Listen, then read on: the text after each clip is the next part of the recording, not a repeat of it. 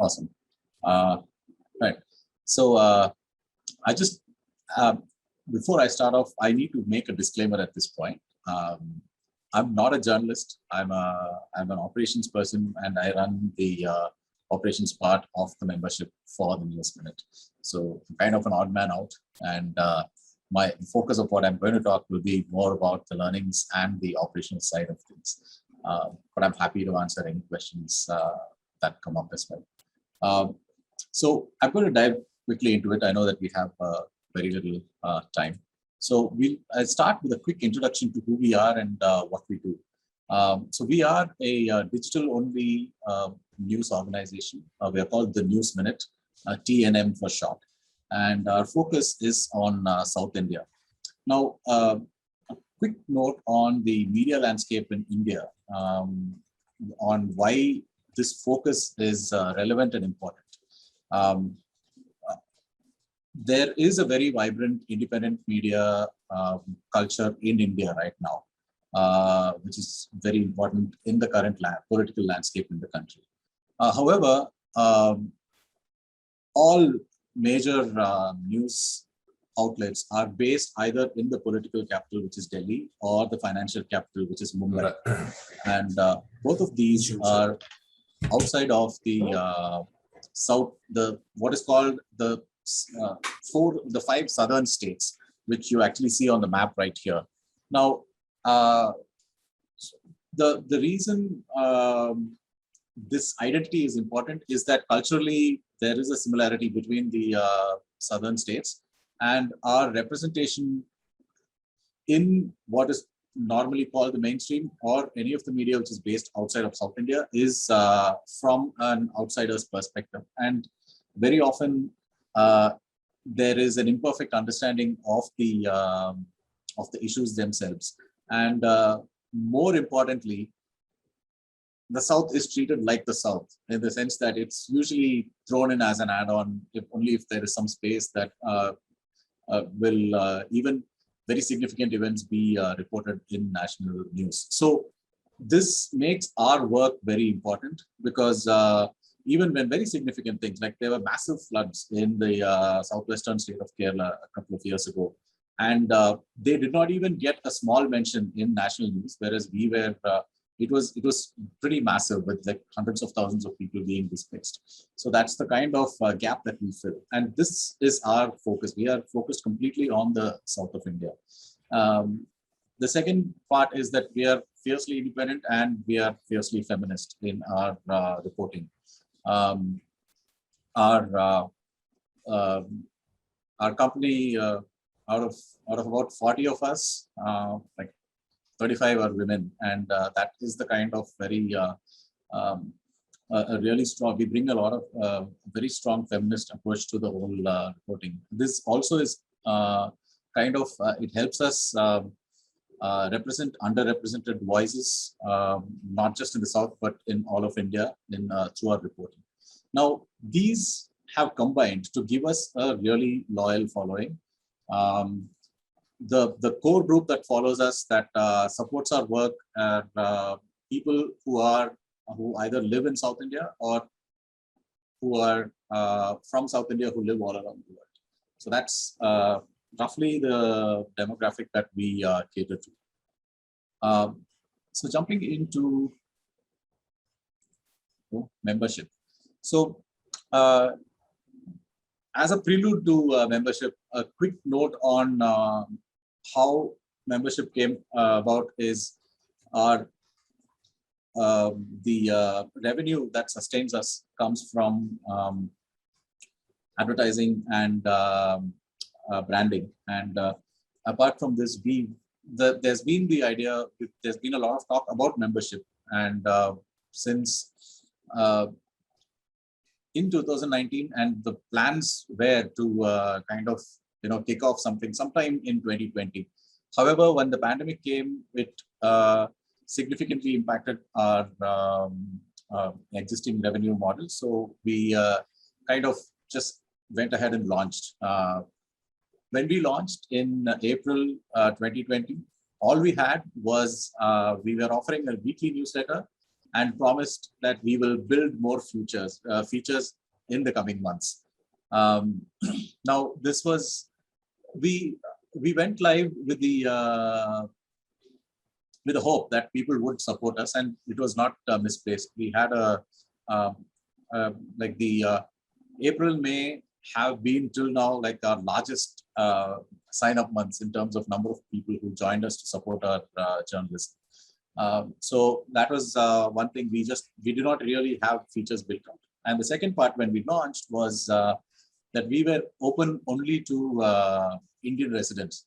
And it was a very practical thing that happened, that we could not really have members outside of India simply because we could not collect money from them. There's a whole bunch of hoops you have to jump through in India to fulfill legal requirements in order to collect money from members outside India. So when we launched, we got about 400 people who were like who were based outside India, who were like, how do we sign up?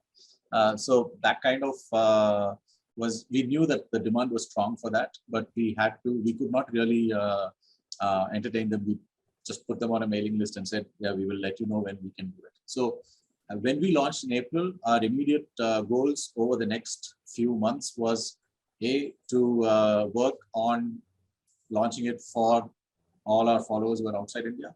And the second part was to build out all the features that we had promised to our members. And these we worked on simultaneously. Now, a quick word on the diaspora opportunity, right? So the Indian diaspora is massive. There are 18 million people from India who live all around the world.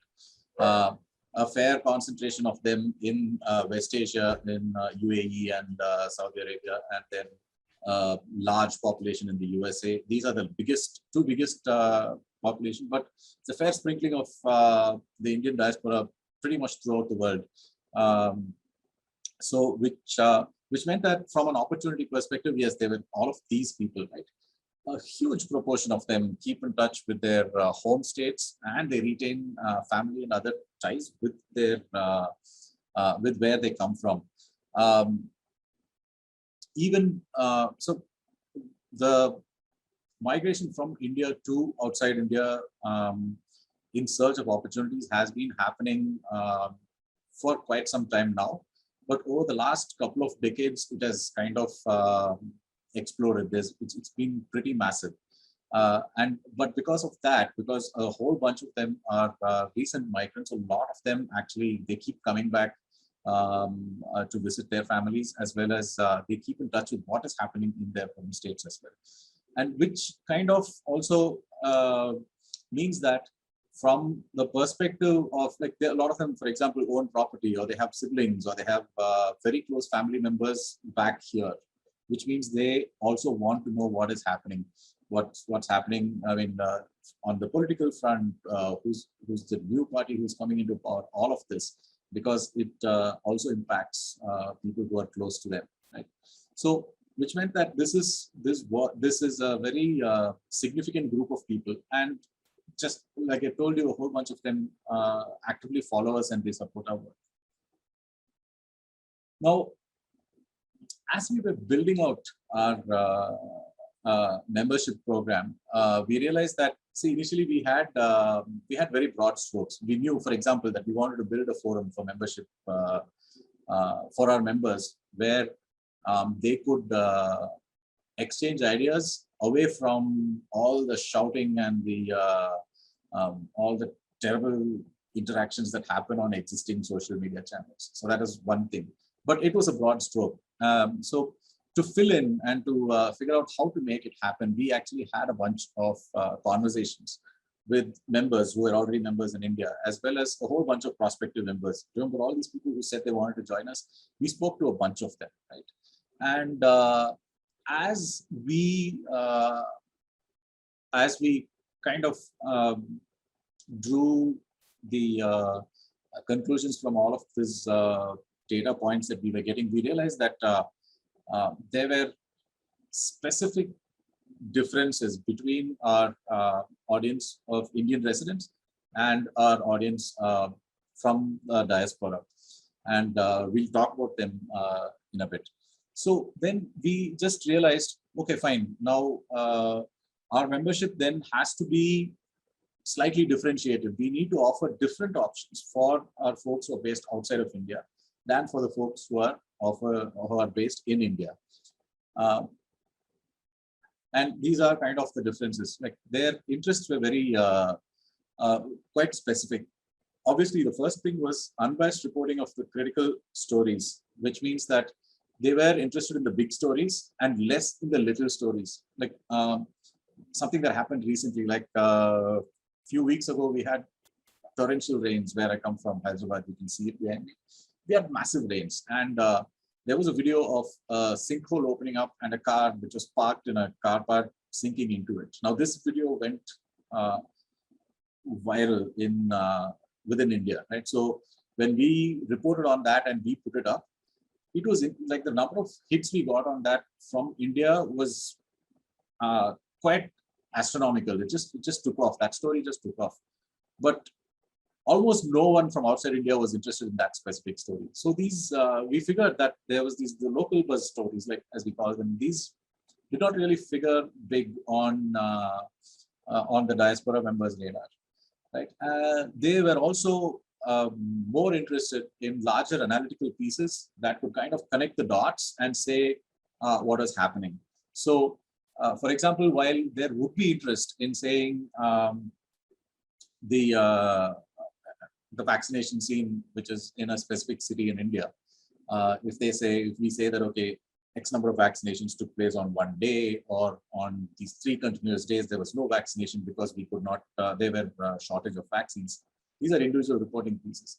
But a more analytical piece that spoke, kind of tied all of these pieces together and explained where they stood in relation to each other, and gave you a higher level understanding of that, was something that diaspora members were more interested in than our local members. The other thing is that in terms of the number of people, diaspora members are less.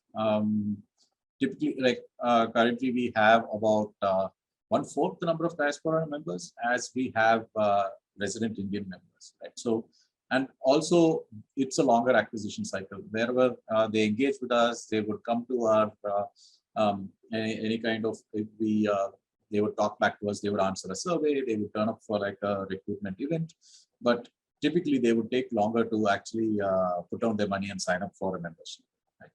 But the kind of flip side of the better side of that is that it's significantly higher revenue per member. For what we would earn from a diaspora member in 2 months, we would earn from a resident Indian member in about 6 months. So roughly 3x was their revenue per member. So this is kind of the characteristics of our diaspora audience. Now, because of this, based on a bunch of our conversations, as well as what we could actually afford to do in terms of our capabilities, we had our biggest differentiator between for the diaspora was something that we call a help desk. This helps diaspora based in different parts of the world to get things done on the ground in India. Typically, these are things. I mean, we don't help with emergencies where there is like where something has to be done on the ground in a timely manner. We do not have the capability to offer that, and we make this very clear upfront. But the kind of things that people typically ask us for is if they want to buy a property, or they have they need some legal help here, then we put them in touch with the right kind of people who can help them. We also help when, for example, when somebody needed to get a cake and a bouquet delivered to their parents on their wedding anniversary, we coordinate the groundwork to make that happen. So the help desk is kind of like a friend. If what's the kind of thing that you would ask your friend to help with back home? It's something like that. Another thing that is a diaspora only thing is a daily brief. It's kind of what happened when you were sleeping, kind of newsletter. It's a really small, compact newsletter. Top 5 stories from the previous 24 hours, and it's kind of timed in a way that it hits them roughly at around 9 a.m. their time.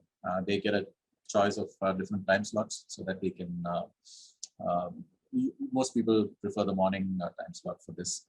Apart from this, we have an engagement newsletter which typically talks about.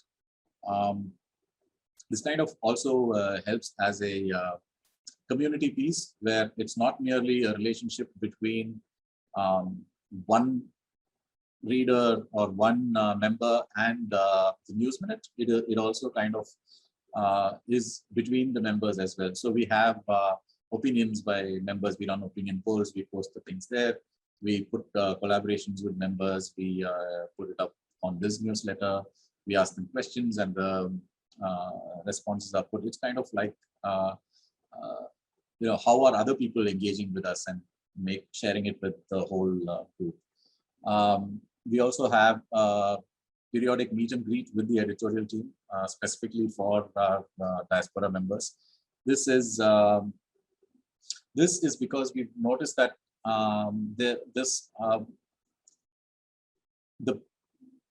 this is apart from, we have a monthly editorial meeting with for which we invite our members to be part of.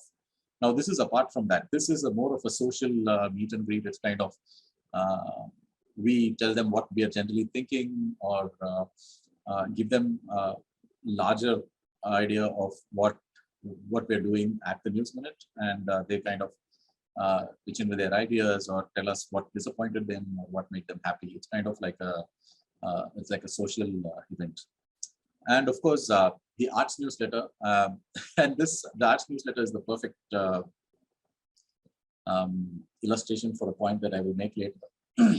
In our initial conversations, a whole bunch of people were extremely excited about the arts newsletter, and the first couple of issues went out, and there were a bunch of reads for that, but then it just declined rapidly, and after some time we would literally have 20 people reading the newsletter. So it was really terrible, and so we discontinued it. But these are the diaspora-only offerings that we came up with. So from our journey engaging with the diaspora as a special audience and catering to them and making them part of our membership, these are kind of the top things that strike me, which could be applied in to other special audiences as well. So the first thing is, it seems very obvious, but we had no idea of this when we went into those discussions. And for us, it was like after we'd done a bunch of discussions that the differences came out, where if you identify a special audience and you say you're going to cater to them, their needs are going to be different, both from an editorial as well as a membership perspective. This was a huge learning for us. The second thing is it's really useful to talk to them about what they want, but definitely look for the data. So the arts newsletter is kind of our learning that there's a whole bunch of people, 25, 30 different people we spoke to said that they would be delighted to have this arts newsletter. And but when we actually launched it, our numbers did not show that a huge number of people were reading it, and then it just kept going down until it really bottomed out. Right?